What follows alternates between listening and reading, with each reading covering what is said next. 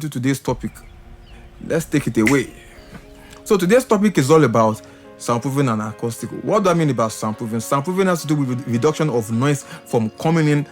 You don't want whatever you are doing inside to be disturbing people outside, and you don't want whatever is happening outside to be disturbing you inside. You get what I'm saying? So that is basically what soundproofing is all about. First of all, let's take the soundproofing. When you say you want to soundproof a studio, what are the things that you have to look about? So you have to look, first of all, look at what is constituting noise around you. If you have children around you, you know, okay, yes, that is little. But when you have vibrations, maybe you have a railway around you, there's no solution to that. There's literally no solution. There is no solution to that. You just have to wait for that train to pass, then you continue your recording.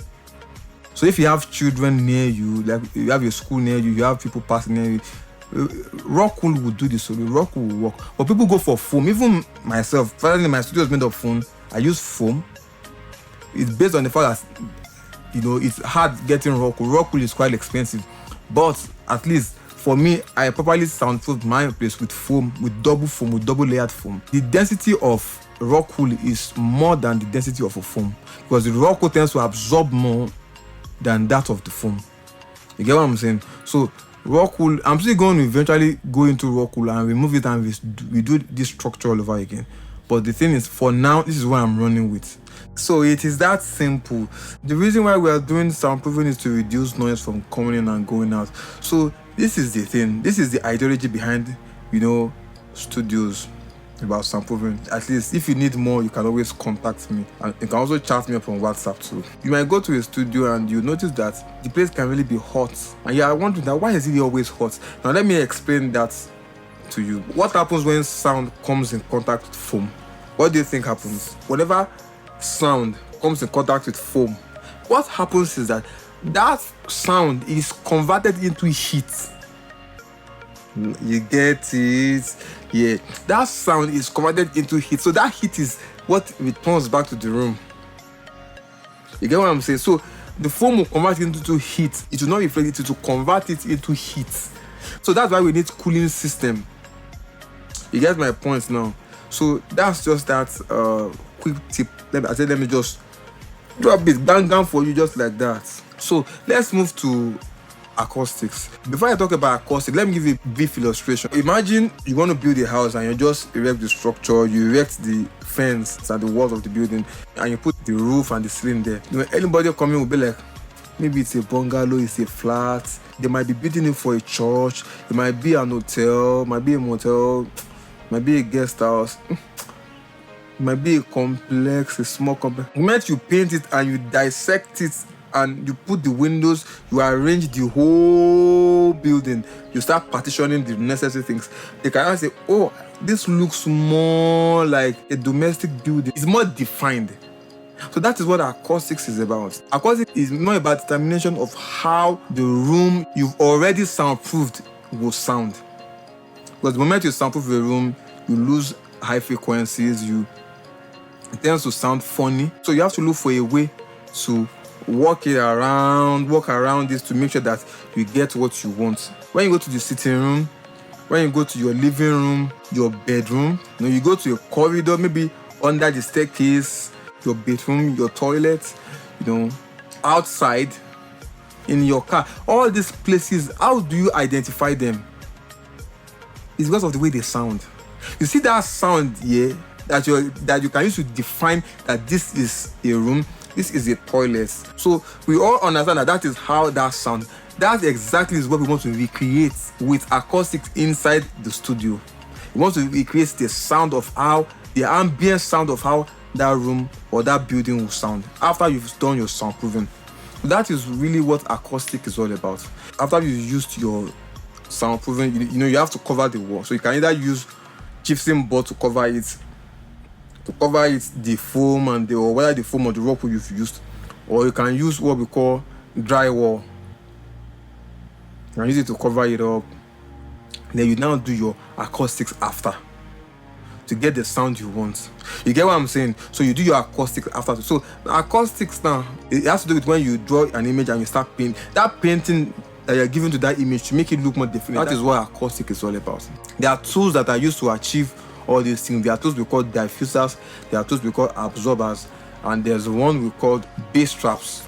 There are a lot of tools out there, but let's just focus on these 3 particular ones.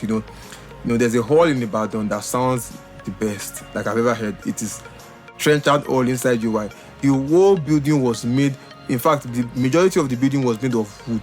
And wood is a good diffuser. Now, that is the meaning of diffusion. It means it scatters the sound and makes it louder. You want to make your room sound very loud, you can use a lot of wood. When you have a place that there's a lot of wood, you notice that the room sounds larger. If you now go outside, you now notice that it's almost as if everything seems silent. That is what a diffuser does. It helps you to scatter your sound instead of reflecting it. Reflection has to do with a sound coming, hitting this and going back. But once the sound comes, it's going to be broken down into smaller units and be scattered around. It's not going to go back the same way it came. Going back the same way like this is called reflection.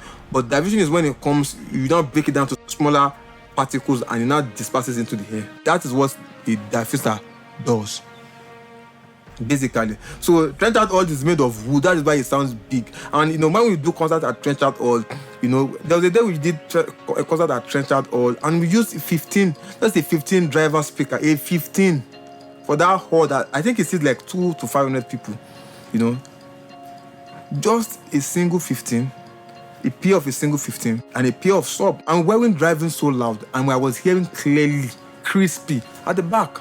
So that is what a diffuser does. Now, an absorber could be built using foam, rock wool, proper calculations, depending on the frequency you want to absorb. All those things vary. You cannot just pick a foam and just play and say you want to start reducing. In the process of trying to reduce, you might create another problem. So you have to know which frequency range you are covering. Absorbers cannot deal with low frequencies. They can only deal with high frequencies. Anything from 250 or 500 higher, so like 1K, 2K. That is what rock wool and all these foams can do. But in order to capture the lower frequencies, when you go to a room, you notice that when you go to the corners, that the edges where a room meets, where one wall and another wall meets, if you go to that end, you notice that the low frequency in that place is more louder than when you leave that angle. It's because the bass frequency has been trapped in that place. It's very important the frequency you want to deal with and use the right tools for them. You cannot just pick a particular one because they say that because you read that diffuser is what you need. Let me just recap what I said. Diffusers are what you use to scatter the sound. You use it to spread the sound across. It makes the room sound louder. That is what a diffuser does. An absorber, what it basically does is all those reflections in the room, that is what it tries to reduce.